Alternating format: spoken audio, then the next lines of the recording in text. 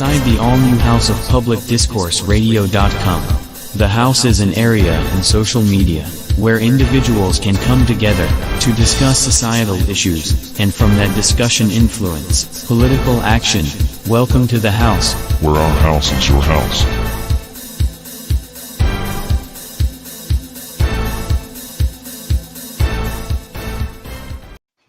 Good evening, House of Public Discourse. Welcome to the program. Welcome to the Rest of Talk Zone. I'm Johnny. We got Jill Strell here with me, and we are blessed. We've got Pamela. Hey. We got Pamela and Jolie with the Liberal Redneck Show at the house tonight. And what we're going to be talking about is Trump corruption tonight on the program.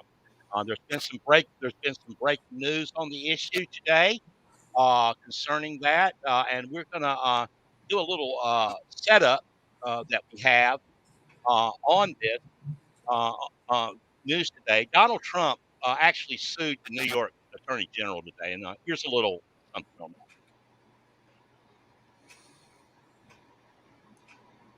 The former president has just filed a lawsuit against New York's Attorney General, Letitia James, who's been investigating the former president and his company.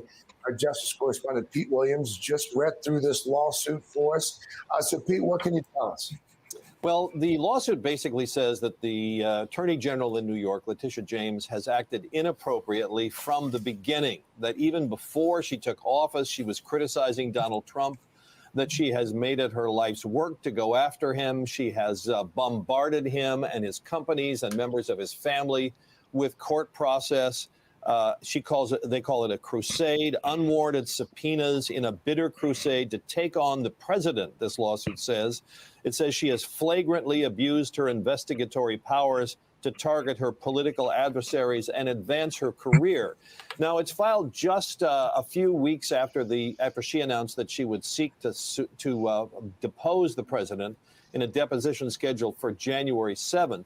What the lawsuit says is that her actions have violated a number of Donald Trump's constitutional rights, his rights of due process, his free speech rights. So they ask a federal court to do a couple of things. Number one, put on hold any of the civil investigations that she's doing until this lawsuit is resolved. And secondly, they want the judge to order her to have no involvement at all in the civil investigation that her office has against Donald Trump for potential fraud, and for any involvement by her office in the separate criminal investigation that's being done by the New York District Attorney, Cy Vance. So this was just filed in federal court in the Northern District.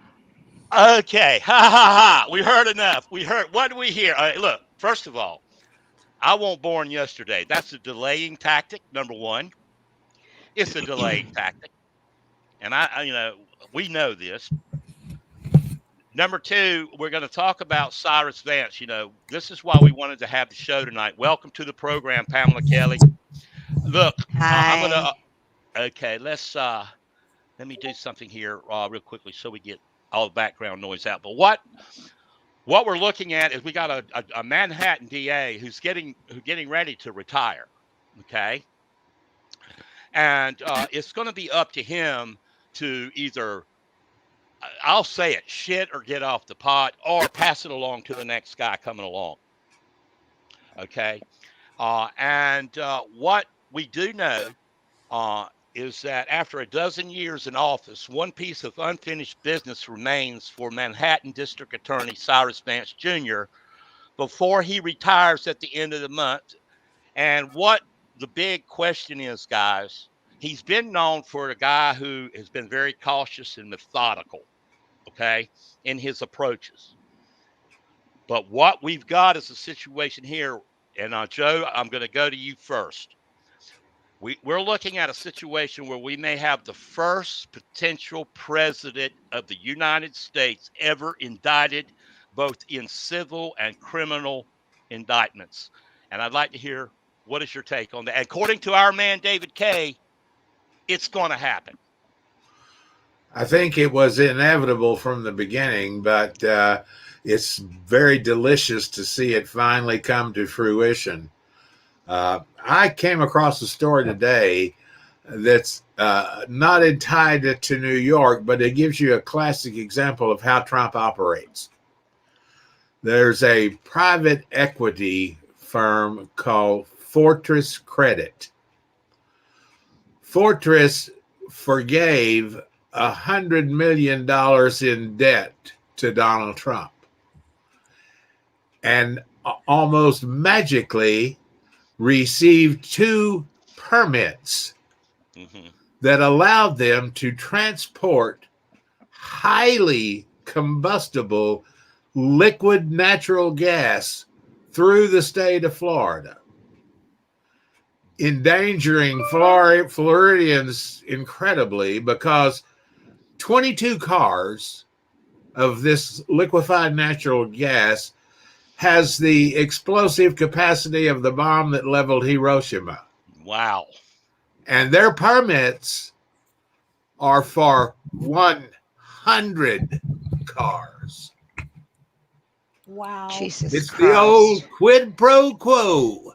That's Yes. the way he operated from the get-go. Right.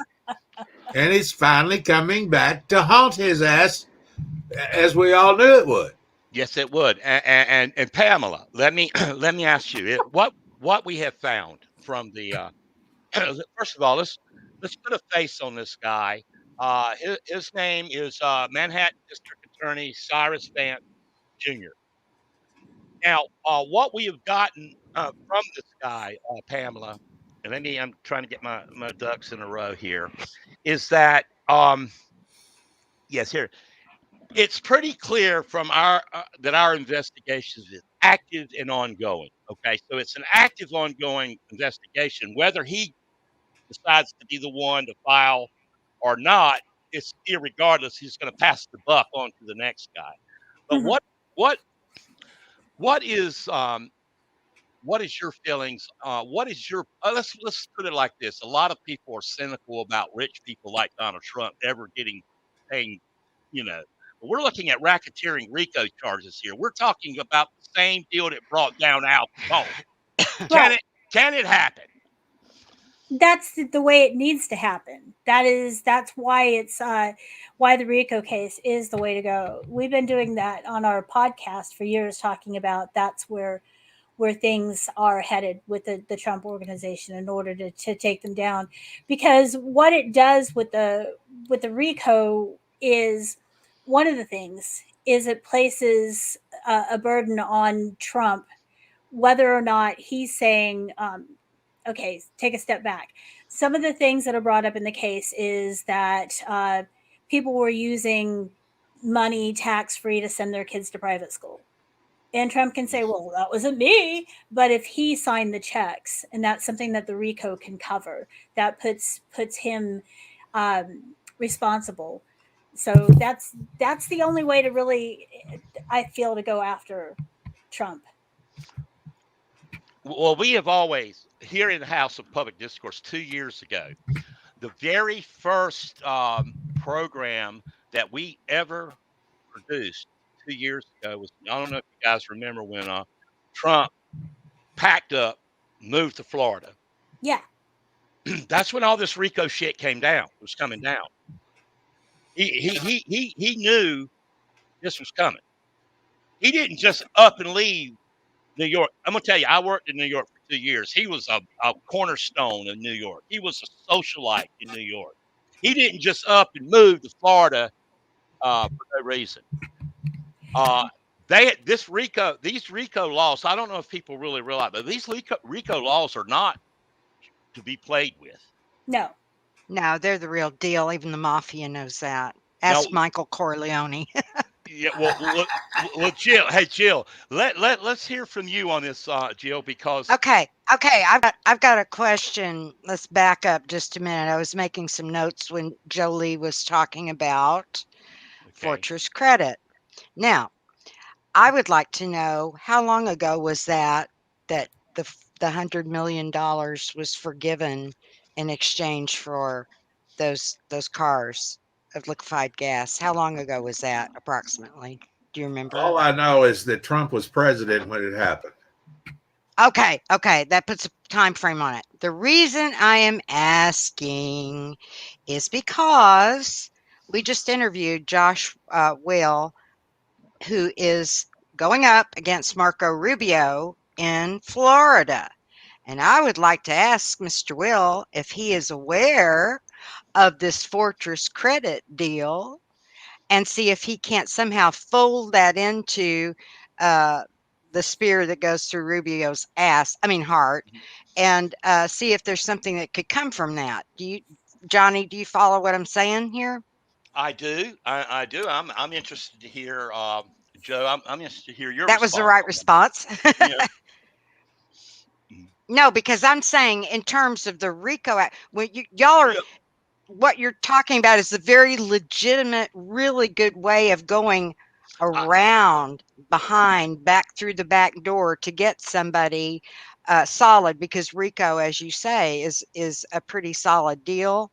It's been used many times when nothing else would work on really big bad guys who have a lot of money and a lot of influence. But anyway, I'm just thinking sort of what could be incorporated here in terms of helping one of our progressives who's running with this little bit of information. That's why I ask when this happened, and it's even better that it happened while he was president.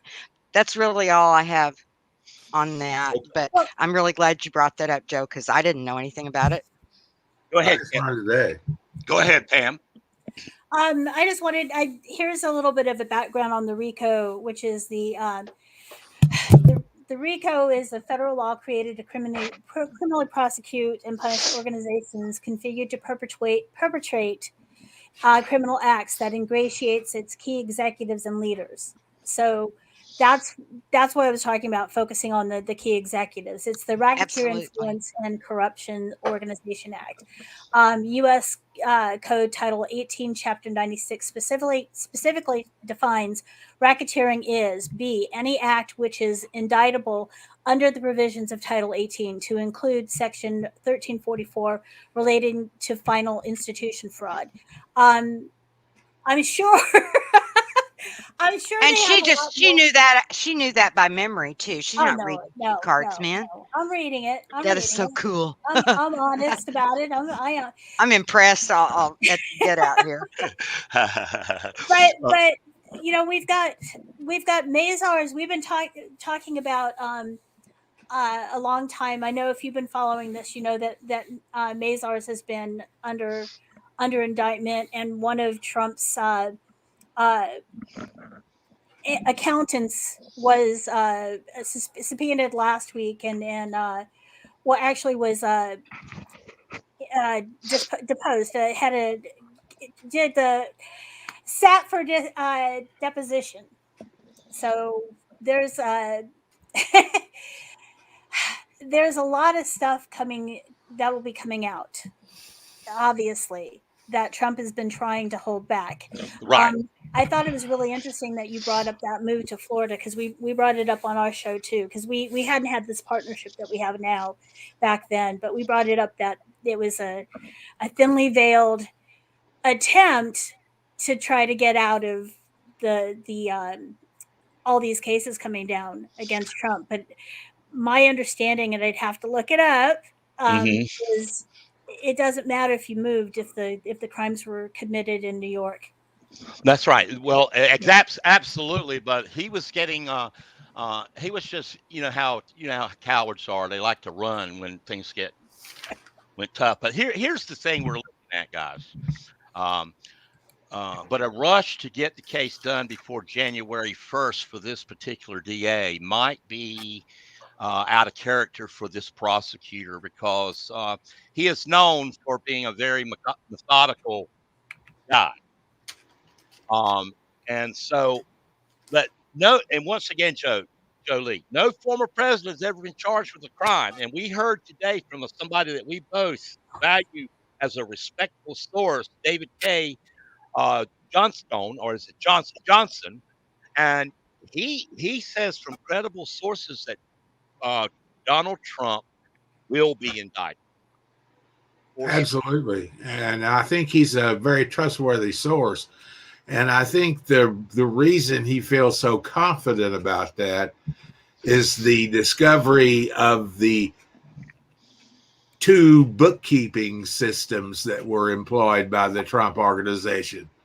They had one set of books that was when they were paying taxes, and a totally different set of books when they were asking for more money. Mm-hmm. And so it was very blatant. They had situations in this, duplications in this book where a building was valued at $100 million when he was looking for money, but when it came to time to pay taxes, it was $10 million. I mean, Right.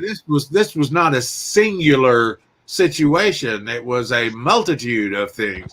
So, you know, it was taxes that brought down Al Capone. And I think it would be very propitious if it was the same situation that brings Trump to the gutter. Yes. Now in case you folks don't know it, Chris, your mic is muted. But we have Christopher Witt Diamond, who has just joined us.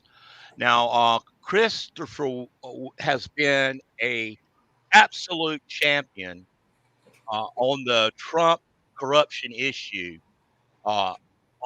from day one. From 2 years ago, we've been on this case. Now, Chris, we've been discussing that no former president has ever been charged with a crime. Okay. Can you hear us? You need to unmute your mic, Chris. Try it again. I can hear you perfect. Okay, now, all right. We were discussing earlier, Chris, that no former president. You know, I think you're an authority. We know you're an authority on this subject. You discovered it. Well, the late news. Go on. The late news. But no former president has ever been charged. Okay, and convicted. Or convicted. And David, Jolie and myself have with David K. Johnson came out today. Pulitzer Prize winning. He's affiliated with Law Story publication online. Came out and said he has a source that definitely says he's going to be indicted. Now, what is your take on that, Chris? Give us a little bit of that history, and kind of because not everybody is up to speed on this issue. They just hear the tidbits and stuff. Go ahead. What has come down to is this: he has to be indicted. In other words, the rule of law itself, it right now is in suspension in America, dealing with this crisis of some of the top people in our government and other areas, fueled by, just as it was in the days of the rise of Hitler, the industrialists and the very wealthy people bankrolling an actual insurrection against their own country. It's identical. It's identical. So what's happened is the rule of law itself has been called into question, because if we don't do it, then there is no such thing. That's dangerous, especially in the most atomically fueled, as far as weapons and everything else, on the planet. So now Donald Trump has to be going down. He has to be taken out, or we basically have nothing. And that's people trying to realize. Christopher, is it possible, to your point, to your exact point, is this maybe like a field test to see if indeed he isn't indicted, and then we have no rule of law? That's what a lot of people have been wanting. A lot of the owners. No. Well, a lot of people will stare into the abyss until they fall into it. You know what I mean? That's. Well, yeah, but I'm talking about. Was this part of a plan all along to have this point of law be put forth? Certainly with the Republicans and the way they stacked the Supreme Court, this was exactly what they wanted. That's the point I was trying to make. No. You made the point perfectly. That's why they stacked the Supreme Court. They were hoping to get this in front of the Supreme Court so it would become legalized, just as graft was with Citizens United. Sure. When they made illegal, Citizens United is just the buying and selling of political authority and politicians. That used to be called graft. It was illegal. Mm-hmm. Then Scalia made it legal by calling it Citizens United. But that's the same thing. They legalized graft. At that point, representational democracy itself in America after they then gutted the Voting Rights Act next, was a 1-2 punch, and that was almost the end of representational democracy in America. And Scalia knew exactly what the Federalists, exactly what he was doing. I'm telling you, and look at it. We are in the world that Scalia created. The world with no voting rights, and unlimited money. Unlimited money. Tell me I'm wrong. No, you're absolutely right. My only thing, I'm old country boy from North Carolina. I call him. Oh, get out of here! Get out of here! I call him Scalia. You call him Scalia. I call him Scalia. Okay. No, he's an imp. He was an imp from hell. Yeah. Okay. That guy was a little imp from hell, and I know way more about him than I'm going to talk about on this show. Go on. Yeah. Okay. Now, next, Joe, how this relates to the 22 midterms coming up. We had a brief conversation today about that. There's some concerns about it. There's some differencing of opinions on it, of course. But, some people are kind of taking it for granted that it's going to be Trump in 2024. No way. I don't think so. No. I don't think so either. Don't even say it. No, but there's a lot of people on that side that think it's going to be the Republican nominee is going to be Donald Trump for 2024. Good. Those are the same people that are standing in the square at Dealey Plaza waiting for JFK Jr. to show up to join. That's right. Waiting for that Dead Kennedy concert. Yeah. Come on. Okay. These people are insane. Okay. These people have the cheese has slid off the cracker, man. They're gone. Okay, but now seriously. Okay, but now seriously. Now I would. That's my state you're talking about, Christopher, and you would be correct. You would be totally fucking correct. Okay, but now with all that correctness going on there, let's put something into perspective, okay? No matter what, we have got history that proves to us, because of the Electoral College and other factors, Citizens United, gerrymandering, all sorts of cockamamie bullcrap. Filibuster.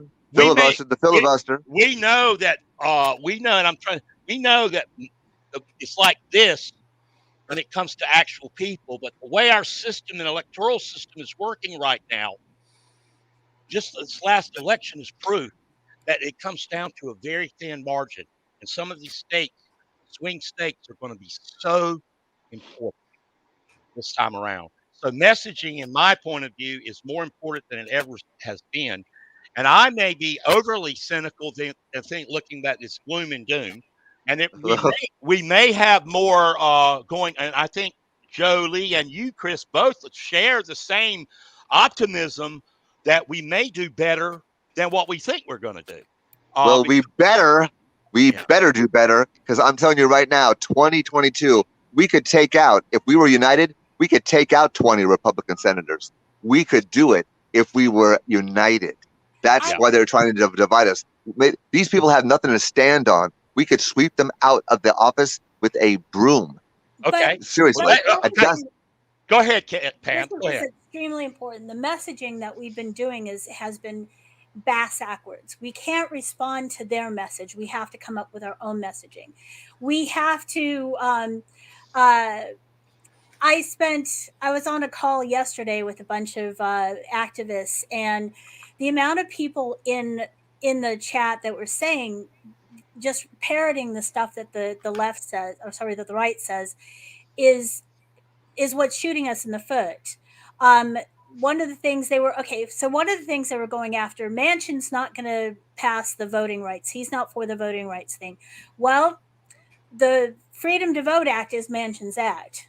So he just doesn't want the filibuster to overturn. So, I mean, I'm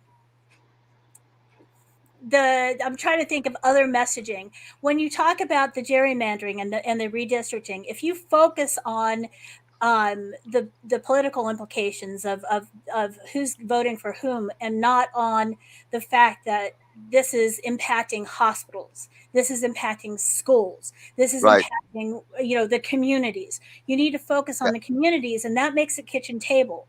and that takes the wind in from the sails of the a lot of the Republicans and people on the right. If you make it matter to people. The one thing that's been driving me crazy is all the infighting with the Democrats. No, that is how you get things done, is Right. by negotiating. That's Right. not infighting. That's So exactly right. and we, all the mainstream media buys into promoting that struggle because that's what gets ratings. They don't care. So we need to learn how to message, and we need to how to make the message not in response to what they're saying. With the Trump thing, if I don't think Trump's going to be the candidate for 2024. However, I'm going to say this: the Trump brand might be. Absolutely. Now there you go. Can I jump in here, Chris? Let me jump in, and then I'm going to ask you something, Chris. Don't mind. But Roger. absolutely, Pamela, perfect, perfect, perfect. It's true. It's true. It's the No, brand, the Trump brand, I guess, is what I know we're going to be up against. yeah. Money, established racism and military, it's laissez-faire for the military, but go on. Well, Joe Lee's got the best take on it. I mean, we're up against the evangelicals, that have I been mean, that it's the have whole thing, and the only way to actually get these evangelicals out of them, and I hate to say this, is to start promulgating what it is that I myself am writing about, to take the evangelicals out of this seat, which they believe that they are sitting in as the moral authority or backbone of this nation. They are nowhere even near that position. That's right. Bernie Sanders has been terribly silent lately, but I'm telling you, Bernie's going to start speaking up right when it's going to count, and it's going to count very soon with Mr. Manchin finally showing us his real colors. Not that we didn't know, but Right. now you see him, and now Biden's going to squash this guy. Watch. Well, I hope he Watch. does. I hope Joe What? No, does. no, no, no, no, no. Bernie and Joe now are on exactly the same page, because Biden can't save his presidency without him, and Bernie can't advance without getting Biden to act. So it's gonna happen now, or Well, never, well, or never. you Mark got my words. you make a strong point. You make a strong point, sir. Joe. Bernie's been gone, but he's not gone. We Okay. know that guy's doing something. Well, no. Hey, Jill. Standing on the picket line with the Kellogg workers. Yeah, You're Jill. kidding me. Right. You're Jill. No, kidding. sir. No, yes, he has. I should have had something here for you. Yes, you should have. Hey, Yes, you Jill. should have. Let's let Jill get in here. Hey, Jill. Yeah. You've been listening to the conversation. Okay. Right. Right. Um, you know me. Me and you work together every day now. Yep. I'm that cynical guy. I've been that guy. I'll believe it when I see it. When we get that orange trucker in the orange suit. Yeah. Because I just have. But let me ask you this: you are very very ABC type person. Uh, can we get a conviction on this guy, or are we just spinning our wheels? Uh no, really it depends on who wants to continue the dance and have him in it. Okay. It really, we're looking at the wrong level, I think. We're looking at what's right in front of us and then maybe just right above it. But you really need to look way past that. There's a much bigger picture, more stuff in play. And I believe that some of the people, the owners, as a lot of people call them, who run the show, those people have the kind of money where it's like they can play with us. They can tell us one thing, they can put something on TV, then we talk about it, then we do things like we're doing tonight, and we pretty much batted around what needs to be done to get this over here to happen. But really, the bottom line is that there are people who are running things that really don't give a shit what we do. Okay. If they don't want him indicted, he won't be. If they want him indicted to get just a minute to give us a little crumb of hope, they will do that, and then they will withdraw, and then they will. It's sort of the do-si-do of death of democracy, okay? And everybody just sort of weighs in, and then our man left, okay? So I really think some of this is self-defeating. It's interesting, okay, to talk about what we might do and what we need to do, but you really need to look at the big guys. And I'm not even sure who all they are. I know who some of them are, but they have a vested Rupert interest in, Murdoch. yeah, but Murdoch. they have a vested Trump brothers. interest in keeping shit exactly the way it's going. Because Okay. they make money on this guy. He is the golden goose, and these little tweets used to be the golden goose for the ratings. That was exactly his position. But now, nobody's hurting now. Okay. But see, let me. I'll agree with you on some things, on some of that, Jill. I think that is when we're talking about Scalia, the work that the Mercers put in. Yep. That's where you're doing the. Yep. That's where the voter suppression is now. Yep. Legally, in when we're talking about the legal system, I don't think they have as much power as you're giving them with the litigation, because Trump's own appointed judge judged against him a couple days ago.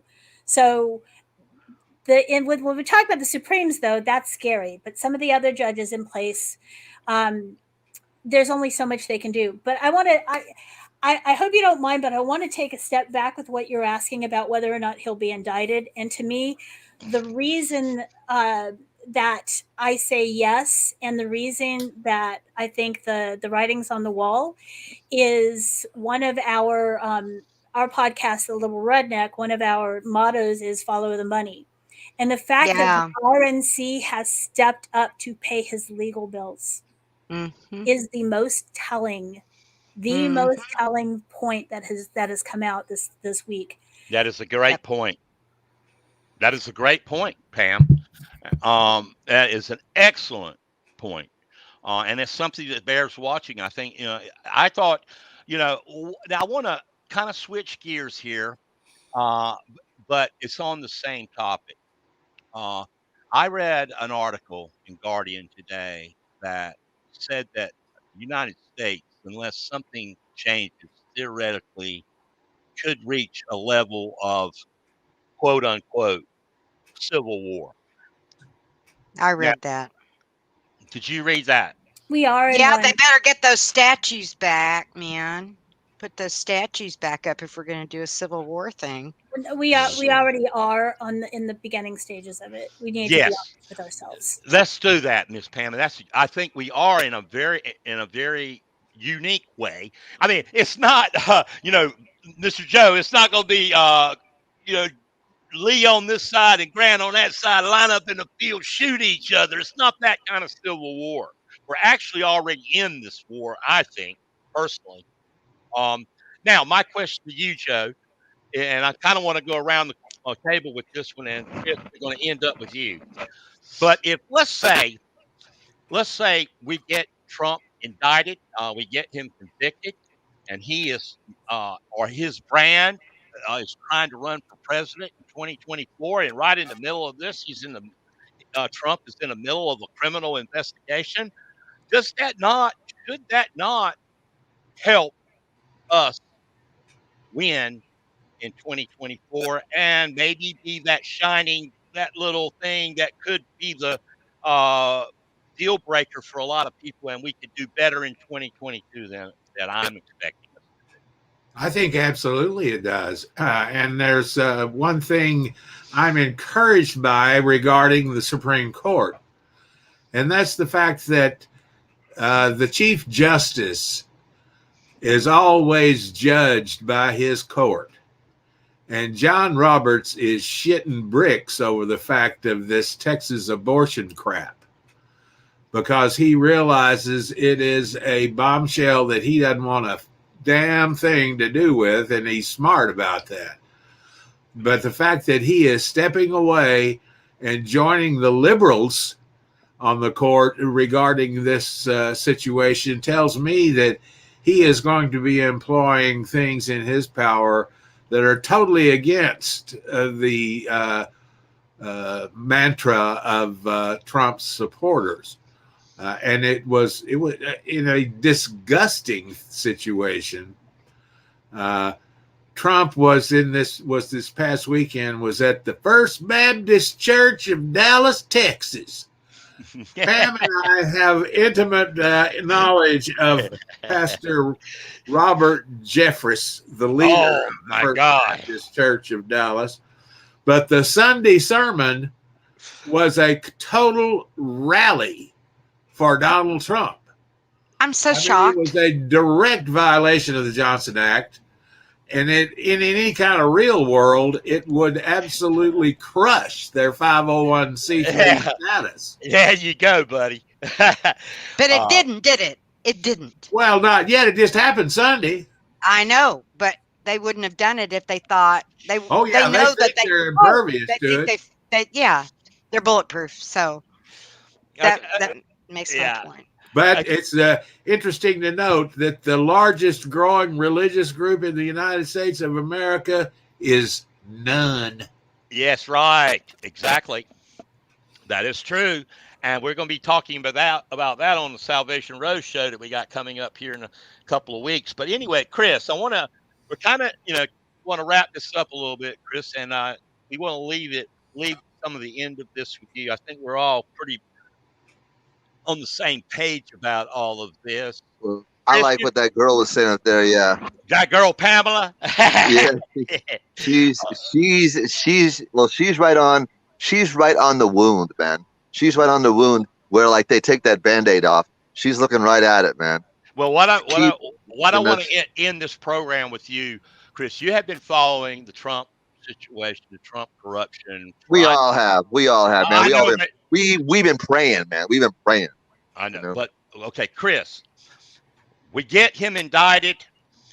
We get in front of a judge on racketeering. Okay. How about tomorrow? How about tomorrow?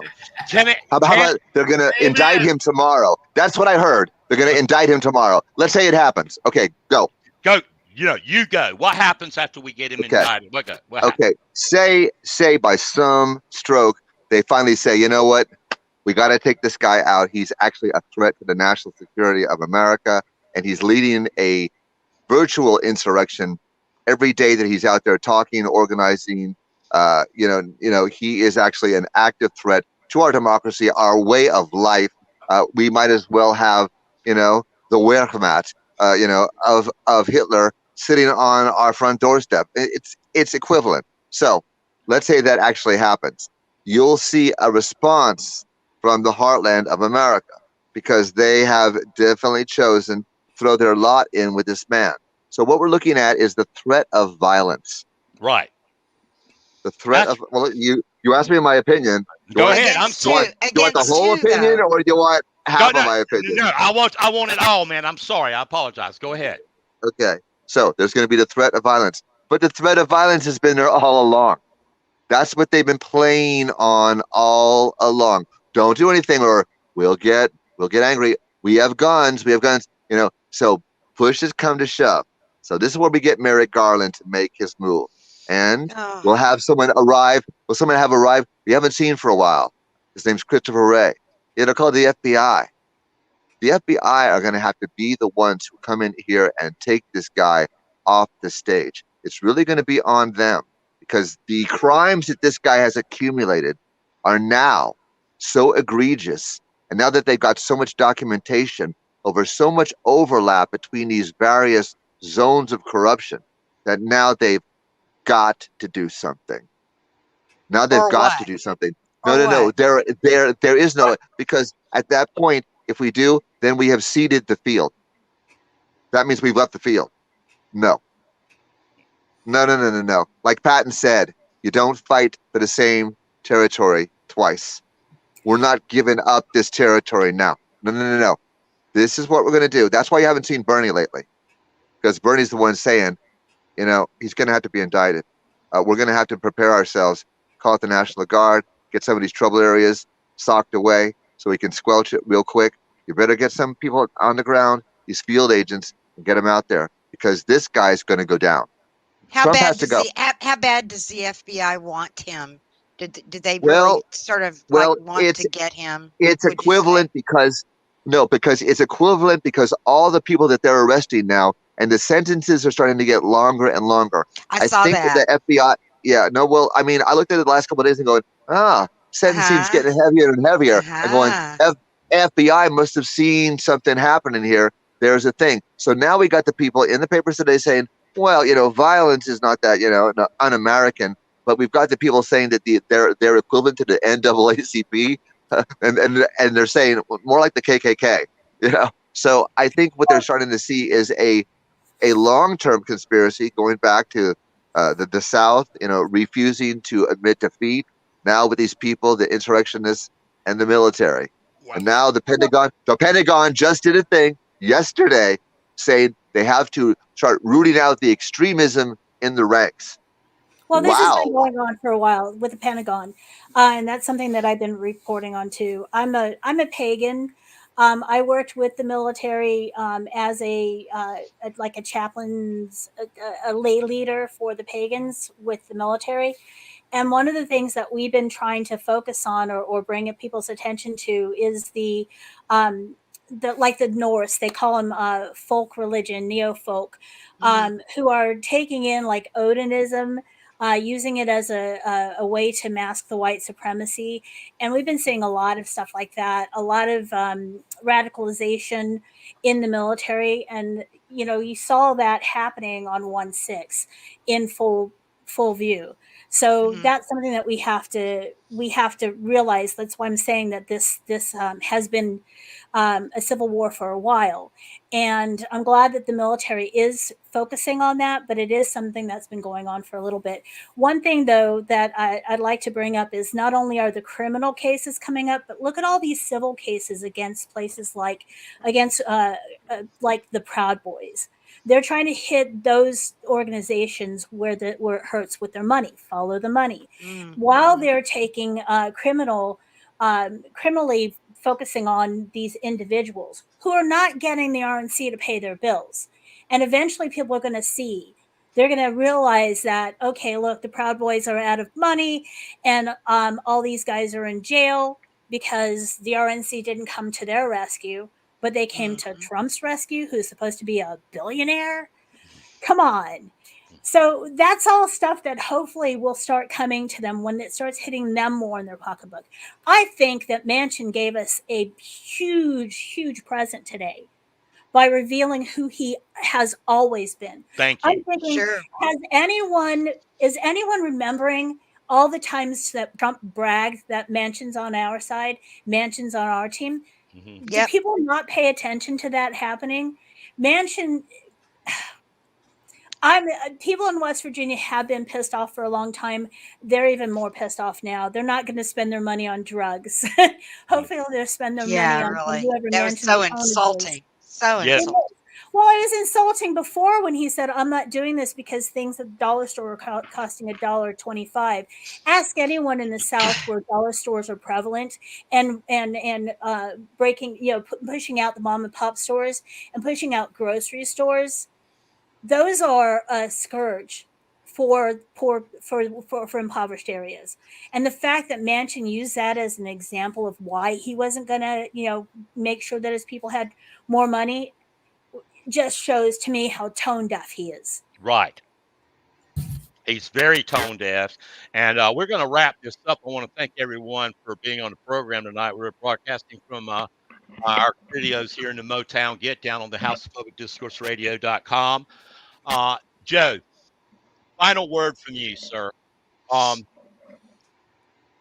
For 2022, we're going to report and make people aware of how important it is to get out and vote. Are we not, sir? Because we got to get our people out to vote in 2022.